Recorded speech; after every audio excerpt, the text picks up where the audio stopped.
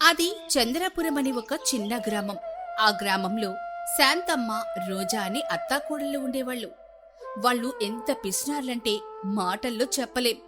వాళ్ళ పిసినార్తనం ఎలా ఉంటుందో కథల్లోకి వెళ్లి తెలుసుకుందాం. శాంతమ్మ పొద్దున్నే క్యాలెండర్ చూస్తూ ఉంటుంది. ఒసే కోడలి పిల్ల, ఈరోజు ఎవరికి వంటింట్లో వండమాకే.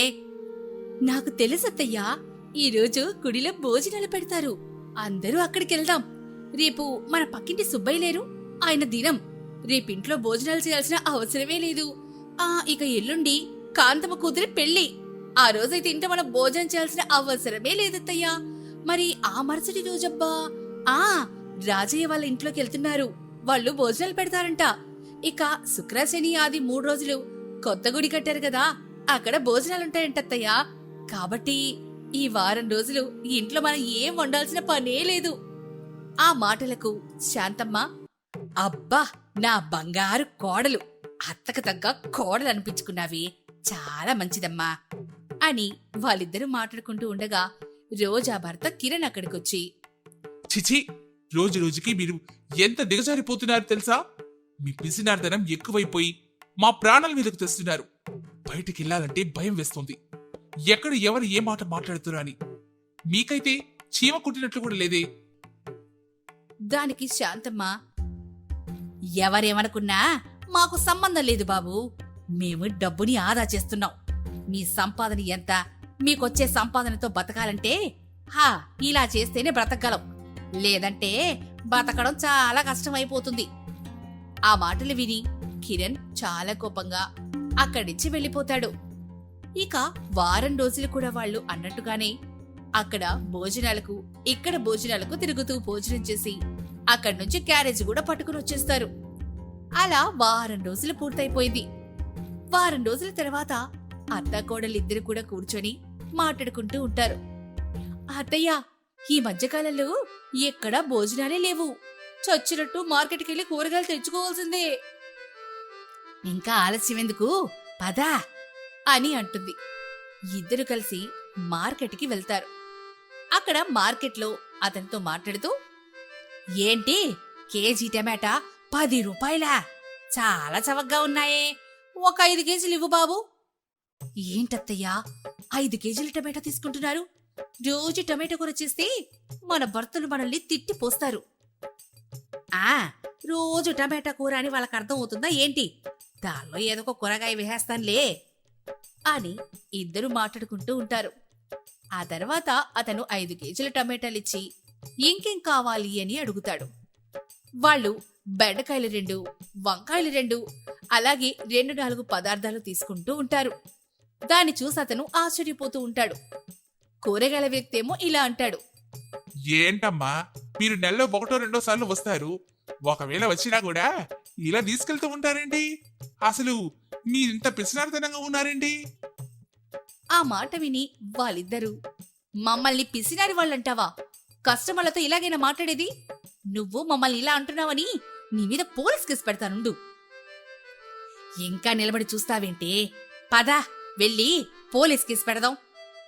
ఆ మాటలకి అతను భయపడిపోతాడు. వద్దమ్మా, ఏదో పొరపాటున అనేశాను. మీకేం కావాలో తీసేసుకోండమ్మా అని అనడంతో వాళ్లకు కావలసినవన్నీ తీసుకుని బిల్లు ఎంతైంది అని అడుగుతారు. అతను ఏం చెప్పలేక ఆ టమేటాలకి 50 రూపాయలిచ్చి వెళ్ళండని అంటాడు. వాళ్ళేమో వాటిని తీసుకుని సంతోషంగా ఆ 50 రూపాయలిచ్చి అక్కడి నుంచి ఇంటికి బయలుదేరతారు. అలా మార్గ మధ్యలో మాట్లాడుకుంటూ, ఆ కూరగాయలవాడు మనల్ని చూసి భయపడిపోయాడే కోడలా, ఇంకోసారి వాడు ఏమన్నా అనాలి, అప్పుడు చెప్తా వాడి పని. అత్తయ్యా, అందరూ మనల్ని పిసినారి వాళ్ళు అనుకుంటున్నారు, కానీ మనం తెలివైన వాళ్ళమని వాళ్ళకు అర్థం కావడం లేదత్తయ్యా అని ఇద్దరు నవ్వుకుంటూ ఇంటికి చేరుకుంటారు. ఇంటికి వచ్చిన తర్వాత వాళ్ళు హడావిడిగా వంట చేస్తారు. అప్పుడే అక్కడికి వాళ్ళ చుట్టాలొస్తారు. శాంతమ్మ వాళ్ళని చూసి, మాయదారి మంద భోజనం, టయానికి వచ్చి చచ్చారు. భోజనం చేయకుండా మాత్రం ఎల్లరే. ఏంటత్తయ్యా, ఏంటి ముగ్గురింటికొచ్చారు? ఈ ముగ్గురికి భోజనం ఎలా పెట్టాలి? అలా అనుకుంటూనే వాళ్ళని ఆహ్వానిస్తారు. మహేష్, రమ్య బావున్నారా? పిన్నిగారు బాగున్నారా? ఆ బాగున్నాను రోజా. నువ్వు బాగున్నావమ్మా? మీ అత్తగా నిన్ను బాగా చూసుకుంటున్నారా? ఆ బాగానే చూసుకుంటున్నారు అని అంటుంది. అందరూ పలకరింపులైపోయిన తర్వాత కూర్చొని మాట్లాడుకుంటూ ఉంటారు. అమ్మాయికి ఇక్కడ ఏదో పని ఉందట. మనకిక్కడ మీరు తప్ప తెలిసిన వాళ్ళు ఎవరున్నారు చెప్పండి? ఒక వారం రోజుల పని అయిపోతుంది. అందుకే వాళ్ళతో పాటు నేను కూడా వచ్చాను. మీకేం ఇబ్బంది లేదుగా? రోజా మనసులో, వామ్మో, వారం రోజులు మీకు తిండి ఖర్చు, నీళ్ల ఖర్చు, కరెంటు దండగా, ఛా ఏం చెయ్యాలి అని అనుకుంటూనే, అయ్యయ్యో వారం రోజులు కాకపోతే నెల రోజులు ఉండండి పిన్ని, మిమ్మల్ని ఎవరొద్దన్నారు? అందుకు వాళ్ళు సరే అని నవ్వుకుంటారు. వారం రోజులు ఇక్కడ ఉంటారంట, ఎలా వీళ్ళని 2 రోజులు బయటికి పంపించేయాలబ్బా అని శాంతమ్మ ఆలోచిస్తూ ఉంటుంది. ఆ తర్వాత శాంతమ్మ వాళ్ళతో 2 నిమిషాలు ఆగండి, ఇప్పుడే వస్తాను అని బయటకెళ్తుంది. కోడలు కూడా బయటకొస్తుంది. అత్తయ్య వారం రోజులు ఉండాలంటున్నారు. 2 రోజులు వెళ్ళిపోయేలాగా నేను చేస్తాను. మీరు ఏం కంగారు పడకండి, సరేనా? నాకు తెలుసమ్మా నువ్వు చేస్తావని. ఈ ఒక్కరోజు మాత్రం మనం బాగా చూసుకున్నట్టు నటించాలి, తర్వాత కదా. అందుకు రోజా సరే సరే అంటుంది. ఆ తర్వాత రోజా వాళ్ల కోసం వెళ్లి కూల్ డ్రింక్ తీసుకుని వస్తుంది. వాళ్ళందరూ దాన్ని తాగి కాసేపు అలాగే విశ్రాంతి తీసుకుంటారు. సాయంత్రం అయిపోతుంది. కిరణ్ అలాగే సుబ్బయ్య ఇద్దరు కూడా అక్కడికి వస్తారు. వాళ్ళని పలకరిస్తారు. ఇక కుటుంబం అంతా కలిసి భోజనం చేసి పడుకుంటారు. సరిగ్గా అర్ధరాత్రి సమయంలో రోజా నిద్రలేచి మేనాపేస్తుంది. లోపల ఉన్న వాళ్ళందరూ కూడా చెమట్లు పట్టి దోమలు కుట్టి చాలా ఇబ్బంది పడుతూ ఉంటారు. రోజా ఏమో ఏం తెలియనట్టుగా, అబ్బబ్బా ఎండాకాలం మొదలైందిగా, ఇంక కరెంటు కొతలు మొదలవుతాయి, అక్కడ విసురుకర్లున్నాయి, తీసుకొని విసురుకోండి అని అంటుంది. పాపం వాళ్ళేమో అదే పని చేస్తారు. అత్త కోడళ్ళకి ఫ్యాన్ లేకుండా నిద్రపోవడం అలవాటే కాబట్టి వాళ్ళ ప్రశాంతంగా నిద్రపోతారు. పాపం వచ్చిన చుట్టాలే ఆ రోజంతా జాగారం ఉంటారు. ఆ మరుసటి రోజు ఉదయం కిరణ్ సుబ్బయ్య పనికెళ్ళిపోతారు. అప్పుడు శాంతమ్మ వచ్చిన చుట్టాలతో, పాపం రాత్రంతా సరిగ్గా నిద్ర లేదనుకుంటా. వాళ్ళేమో అవును అని సమాధానం చెప్తారు. ఇంతలో రోజా, అత్తయ్య మన మీటర్ కాలిపోయిందత్తయ్య, అందుకే రాత్రి కరెంటు పోయింది. కరెంట్ అబ్బాయికి ఫోన్ చేస్తే కొత్త మీటర్లు రావడానికి 4 రోజులు పట్టొద్దంట అత్తయ్యా. పోన్లేవే పాపం, వాళ్ళ దగ్గర కొత్త మీటర్ లేకపోతే వాళ్ళేం చేస్తారు చెప్పు? 4 రోజులు కాకపోతే వారం రోజులు, మరేం పర్వాలేదులే.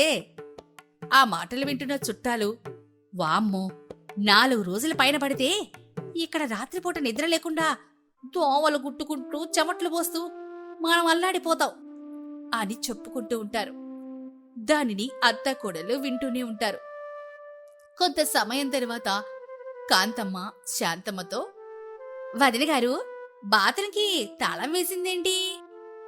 పొద్దున్నే చూశాను వదిన గారు, బాత్రూం అంతా నిండిపోయి నీళ్లు బయటకొచ్చేస్తున్నాయి, అందుకే తాళం వేశాను. మనం బయటికి వెళ్దాంలే పదండి. ఆ మాటలకు కాంతమ్మ వద్దు అని లోపలికెళ్ళిపోతుంది. ఆ విషయాన్ని కొడుకు కోడలతో చెప్తుంది. దానిని విని కొడుకు, పాపమే, వీళ్ళు మనల్ని బాగానే చూసుకుంటున్నారు, కానీ మనం వచ్చే సమయానికి సరైన వసతులు లేవు. మనం ఇక్కడ ఎక్కువ కాలం ఉండడం అంత మంచిది కాదు, వెళ్ళిపోదాం. చెప్పా చేయకుండా వెళ్ళిపోతే బాగోదురా. వారం రోజులు ఉంటామన్నాం కదా, ఒక 2 రోజులు ఉండి తర్వాత ఎక్కడైనా హోటల్లో గది తీసుకొని పని అయిందాకైనా ఉందాం. వాళ్ళ మాటల్ని చాటుగా వింటున్న అత్తా కోడలిద్దరు కూడా, సరిపోయింది, ఇంకా 2 రోజులుంటారంట, ఈ రోజు వెళ్ళిపోతారనుకుంటే ఛీ ఇలా జరిగిందేంటి? మీరేం కంగారు పడకండి అత్తయ్యా, నేను మంచి ఆలోచన చేశాగా అంటూ వాళ్ళకి వినపడేలాగా పెద్దగా మాట్లాడుతూ ఉంటుంది. అత్తయ్య, కోటయ్య గారిది ఈరోజు పెద్ద కర్మంట. మన కుటుంబమంతా భోజనాలు చెప్పారు, వంట సాయం చేయడానికి కూడా రమ్మని చెప్పారు. ఇంట్లో చుట్టాలున్నారు కదా, అసలుకే కొత్తగా పెళ్ళైన జంట, ఇలా కర్మల దగ్గరికి రాకూడదు. అయ్యో, ఇప్పుడు ఏం చెయ్యాలమ్మా? వంట చేసి పెట్టే అంత సమయం కూడా లేదే. మీ మావయ్య వాళ్ళందరూ అక్కడే ఉన్నారు. ఒకటే కేకలమ్మ రమ్మని నన్ను. ఏం చెప్పాలోళ్ళకి నాకేం అర్థం కావడం లేదు. పోనీ కాంతమ్మ పిన్నిని వంట చేయమని చెప్పనా? ఇంటికొచ్చిన వాళ్ళతో పని చేయమని చెప్తావా? చండాలంగా ఉంటుంది కోడలా. వాళ్ళు మనల్ని బాగా చూసుకోవట్లేదని అనుకుంటారు. ఈ విషయం ఎలా చెప్పాలో అర్థం కావడం లేదే అని మాట్లాడుకోవడం విని కాంతమ్మ, అరే, మనం ఇక్కడే ఉంటే మనం పస్తులుండాల్సిందేరా. మనం వెళ్ళిపోవడానికి ఇదే మంచి సమయం. మనం వాళ్ళ దగ్గరికి వెళ్దాం పదండి అని అనడంతో వాళ్ళందరూ కూడా అక్కడికెళ్తారు. మేము మీ మాటలు విన్నాము. మీరు మా గురించి బాధపడొద్దు. అబ్బాయికి తెలిసిన వాళ్ళు ఎవరో ఉన్నారంట. వాళ్ళు రమ్మని ఫోన్ చేశారులే. మేము అక్కడికెళ్తాము. 2 రోజులు అక్కడుండి పని ముగించుకొని వెళ్తాంలే. మా వలన మీరేం ఇబ్బంది పడొద్దులేండి.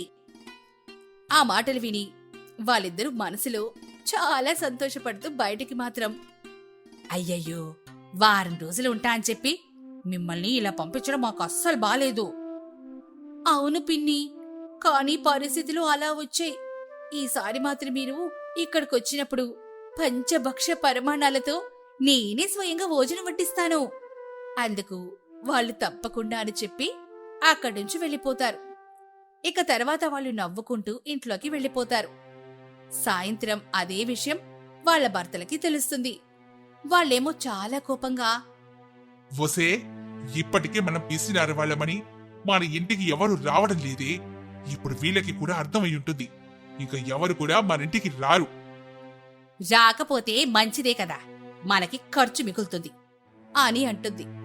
అందుకు వాళ్ళేమో మీరు మారరే అంటూ లోపలికెళ్ళిపోతారు. ఇక దానిని చూసి కూడా వాళ్ళు నవ్వుకుంటారు. ఆ విధంగా వాళ్ళ పిసినారితనంతో ఇంట్లో వాళ్ళని, ఊర్లో వాళ్ళని బంధువులు కూడా వేధిస్తూ ఉంటారు. అది సంచర్లకోట అని ఒక చిన్న గ్రామం. ఆ గ్రామంలో అమృత అనే అమ్మాయి ఉండేది. ఆ అమ్మాయి తల్లి పేరు కృష్ణమ్మ. అమృత చాలా తెలివైన అమ్మాయి. తను కొత్త కొత్త మొక్కల్ని ఉత్పత్తి చేసి మార్కెట్లో అమ్మి డబ్బు సంపాదిస్తూ ఉండేది. అలా ఉండగా ఒకరోజు వాళ్ళ మేనత్త అంజన అక్కడికి వస్తుంది. ఆ సమయంలో అమృత మొక్కల దగ్గరుంది. ఏమే కోడలు పిల్ల, ఈ సంవత్సరమైనా మా అబ్బాయి రమేష్ని పెళ్లి చేసుకుంటావా? లేదంటే వాడికి ఇంకొక సంబంధం ఏమైనా చూడమంటావా? చెప్పు మరి, నీకోసం వాడెదురు చూస్తూ ఎంతకాలమని ఉంటాడు? ఈ సంవత్సరం చేసుకుంటాం గాని ఇంటి ముందు పెద్ద ఖాళీ స్థలం ఉన్న ఇల్లు తీసుకుంటానని చెప్పాడు. తీసుకున్నాడా లేదా? ఓ, అది నీకోసమే తీసుకున్నాడా? 2 రోజులైంది తీసుకొని. రిజిస్ట్రేషన్ కూడా అయిపోయింది. నీకు ఫోన్ చేస్తుంటే నువ్వు ఫోన్ ఎత్తట్లేదంట. అందుకే అక్కడి నుండి నేనే వచ్చాను. ఊళ్ళో ఉండి కూడా నువ్వు కనీసం మా ఇంటి వైపే రావు. పెళ్ళైతే ఇంక అక్కడేగా ఉండేది. ఇంకా ఆలస్యం చేయకుండా తొందరగా పెళ్లి చేసేయండి. ఆ మాటకి అంజన చాలా సంతోషిస్తుంది. కొన్ని రోజుల్లోనే అమృత శంకర్కి వివాహం జరుగుతుంది. వాళ్ళెంతగానో సంతోషంగా ఉంటారు. పెళ్లి జరిగిన కొన్ని రోజుల తరువాత నుండి కోడలు కొత్త కొత్త మొక్కల్ని పెంచడం మొదలెడుతుంది. ఒకరోజు కోడలు గార్డెన్లో ఉండగా అత్తగారు అక్కడికి వస్తుంది.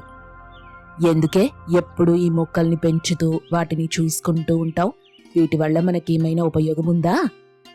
ఉపయోగం లేకపోవడం ఏంటత్తయ్యా? మనమున్నా లేకపోయినా ఈ చెట్లు ఎప్పటికీ ఉంటాయి. వాటి వల్లే కదా మనకి ఆక్సిజన్ వస్తుంది. ఇవి లేకపోతే పొల్యూషన్ వల్ల మనం ఎప్పుడో పోయేవాళ్ళం. దాన్ని పక్కన పెడితే ఇప్పుడు దీని ద్వారా కూడా మనం డబ్బు సంపాదించొచ్చు. డబ్బు సంపాదించడమా? ఎలా? ఎలా అంటారేంటత్తయ్యా?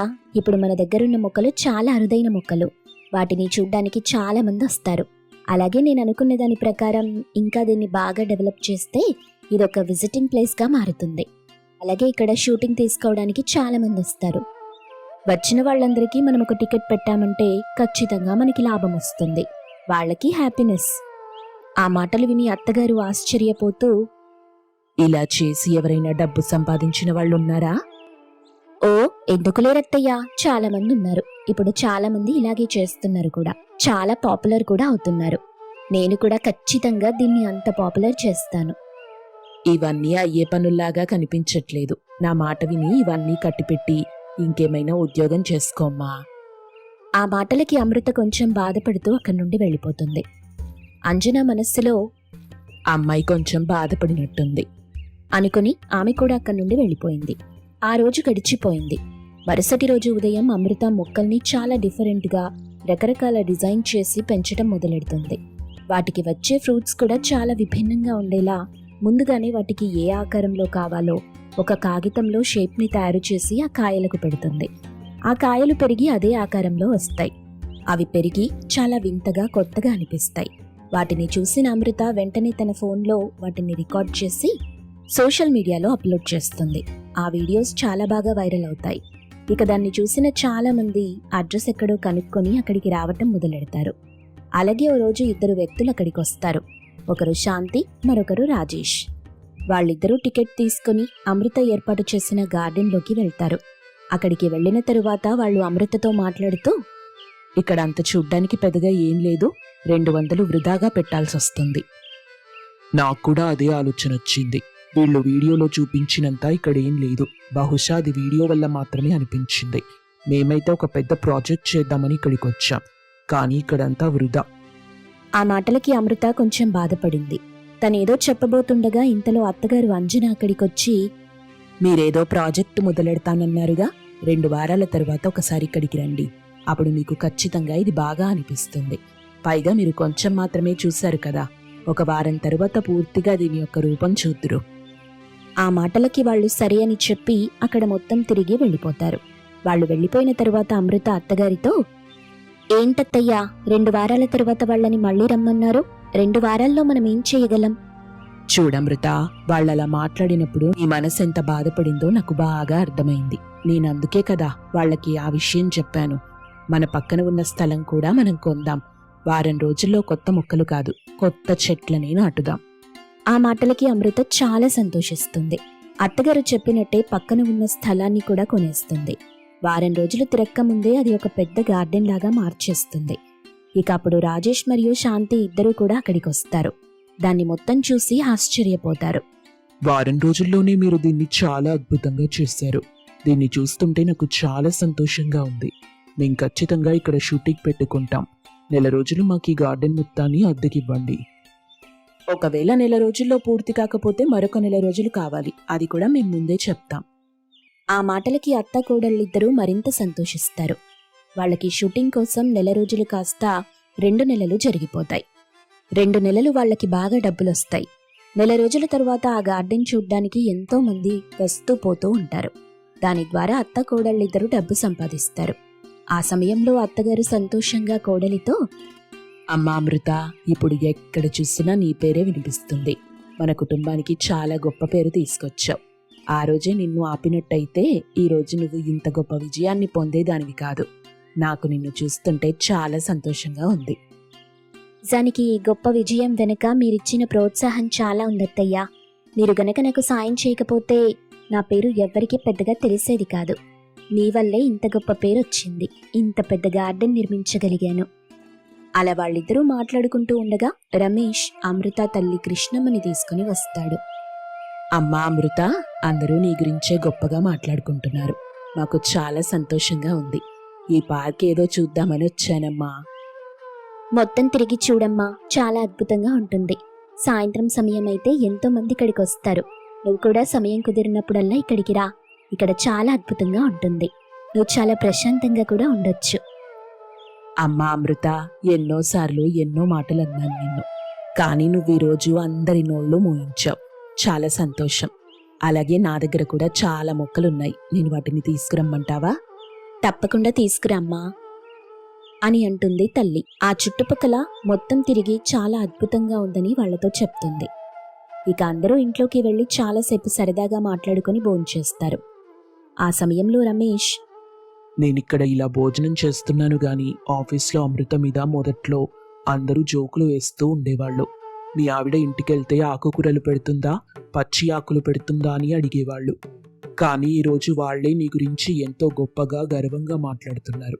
పైగా వాళ్ళ ఫ్యామిలీతో కలిసి మన గార్డెన్కి వస్తూ ఉంటారు. దాన్ని చూసినప్పుడల్లా నాకు చాలా సంతోషం కలుగుతుంది. నవ్విన నాపచేనే పండుతుందన్న సామెత మన కోడలికి బాలేగా సరిపోతుంది. ఏదేమైనా నువ్వు ఇలాగే గొప్ప గొప్ప విజయాలు పొందాలని మనస్ఫూర్తిగా కోరుకుంటున్నానమ్మా. అందుకు అక్కడున్న వాళ్ళంతా కూడా అదే కోరుకుంటున్నామని చెప్తారు. అప్పుడే అంజన బాధపడుతుంది. వాళ్ళందరికీ తనెందుకు బాధపడుతుందో అర్థం కాలేదు. మన ఆనందాలు పంచుకోవడానికి మీ మావయ్య గారు బ్రతికుంటే చాలా బాగుండేది. ఆయన లేకపోవడం చాలా దుఃఖంగా ఉంది అంటూ బాధపడింది అంజన. వాళ్ళామెని ఓదారుస్తారు. అమ్మా, నాన్నిక్కడ ఉన్నా కూడా మనల్ని చూస్తూనే ఉంటాడు. ఖచ్చితంగా ఆయన మనల్ని ఆశీర్వదిస్తుంటాడు. అవునత్తయ్య, మావయ్య గారన్నీ చూస్తూనే ఉంటారు. మీరు సంతోషంగా ఉండండి. బాధపడకండి వదినా, అన్నయ్య ఆత్మ మనల్ని చూస్తూ ఉంటుంది. ఇంతటి గొప్ప విజయాన్ని చూడ్డానికి మీ అన్నయ్య ఉన్నా లేనట్టే. అసలున్నాడో లేదో కూడా తెలీదు. కళ్ళ ముందు లేకుండా నువ్వు బాధపడుతున్నావు. కళ్ళ ముందు లేకుండా నువ్వు బాధపడుతున్నావు. అసలున్నాడో లేదో తెలియని వ్యక్తి కోసం నేను బాధపడుతున్నా. ఏదేమైనా వాళ్ళు లేకుండా మనం ఎంత దూరం ప్రయాణం చేశాం. మిగిలింది చెయ్యలేమా? అంతా భగవంతుడే చూసుకుంటాడు. బాధపడకు. మీరు బాధపడకండి వదిన గారు. నేనే అనవసరంగా సంతోషంగా ఉన్న మిమ్మల్ని బాధ పెట్టినట్టున్నాను. నన్ను క్షమించండి. వాళ్ళిద్దరూ ఒకరినొకరు సర్ది చెప్పుకుంటారు. ఇక ఆ రోజు గడిచిపోతుంది. మరుసటి రోజు మళ్ళీ వాళ్ళ పనుల్లో పూర్తిగా మునిగిపోయి ఇంటిని అభివృద్ధి పరిచే పనిలో పడతారు.